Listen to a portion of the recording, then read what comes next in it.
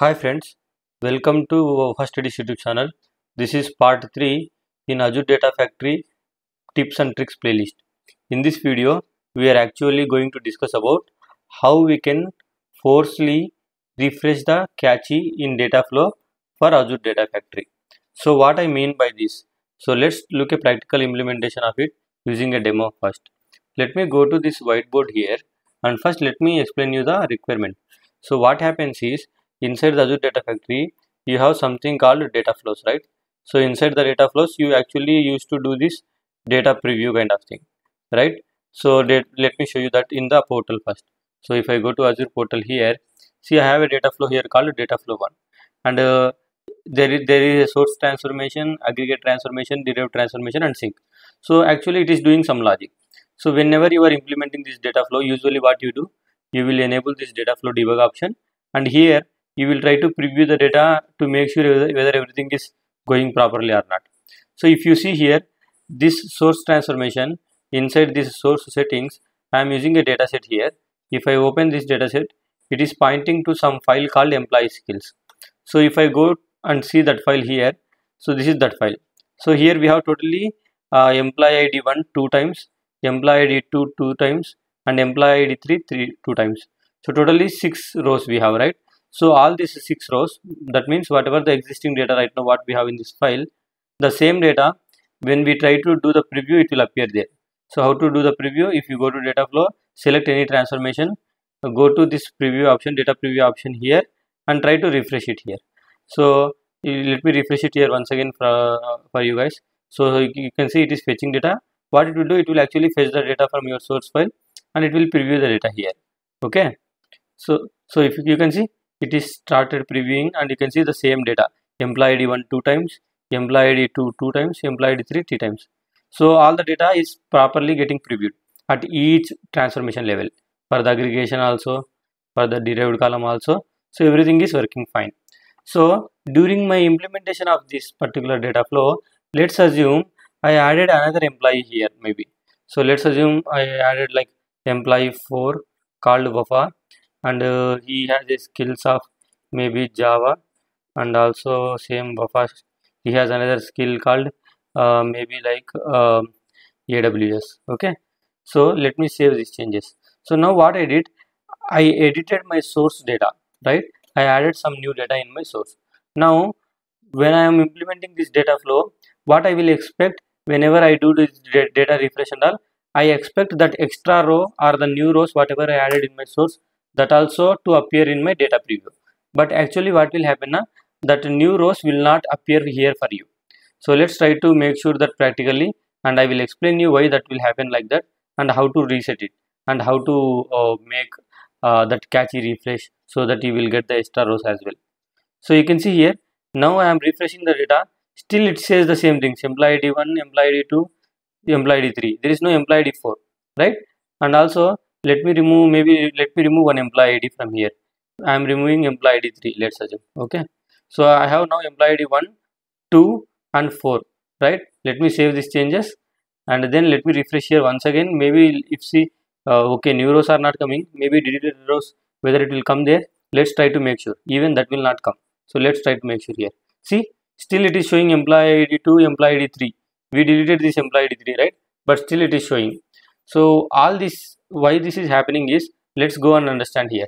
So you guys already know, if you have seen my Azure Data Factory playlist, you guys know how this data flows will work. So data flows actually work on top of your Spark actually. So you have something called a Databricks, right? So Databricks actually execute on the Spark clusters, if you know. So there is something called Spark cluster. On those Spark cluster, these data flows will actually run. So data flows, whatever the transformation logic you implement, that will come and sit, that will come as a job or a script onto your Spark cluster, and it will execute here. So whenever it is trying to execute now, in the Spark world, you have something called data frame concept. Okay, so data frame is nothing but, think like a table. Okay, so it will be like a similar to table, which will have some columns and each column will have some values like that. So think like a some virtual table for now, for your understanding.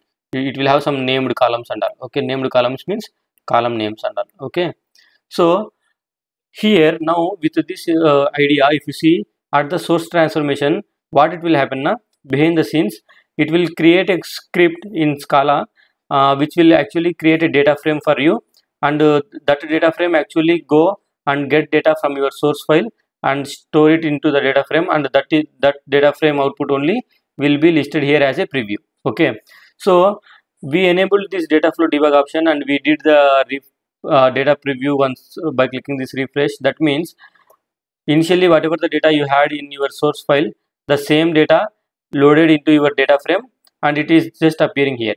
So when you change this source data and when you still refresh here, from the next time, from the second time, what will happen now? It will always take the data from the data frame. So always take the data from the data frame to preview here. Okay, so it will not go and hit your source again and again.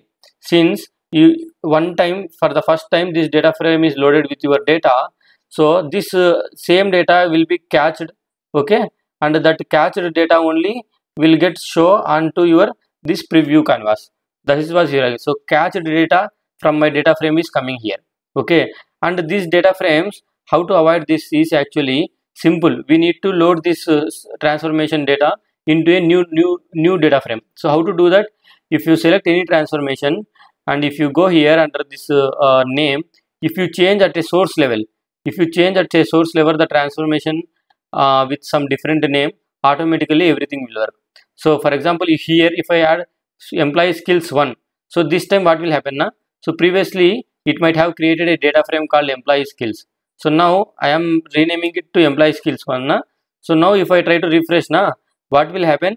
It will try to create a new data frame with the employee skills 1, and in that data frame it will try to load the data from the source once again. So since the new data frame is created, it has to hit the source, and from the source it has to get the data. So now it will get the data from the source and it will try to preview for you. And now if you see here, there is no employee ID 3 is there, employee ID 4 is there, employee ID 1 is there, employee ID 2 is there. So what happened? Why I am getting my source data as it is now? Because here I created a new data frame. I simply changed my data transformation name here. That in turn created a new data frame. So whenever any new data frame creates, it has to load the data from your source again. So whenever this new data frame comes, it has to load from source. So from source it has to take the data and load. Okay, so this is how you can make sure that catchy to force refresh. Okay, so here we are actually creating a new data factory, a tricky way to make ourselves comfortable to see our source changes also into data preview. Okay, so we are here, technically speaking, we are not resetting or we are not refreshing any cache. So this old data frame will be there for some time on the cluster and it will go away. But to make our data preview up to date, we created a new data frame simply by changing the transformation name. Okay, so that's how you will achieve this. So hope you like this video. Thank you for watching this video. Please subscribe to my channel and press the bell icon to get the notification whenever I add videos. Thank you so much.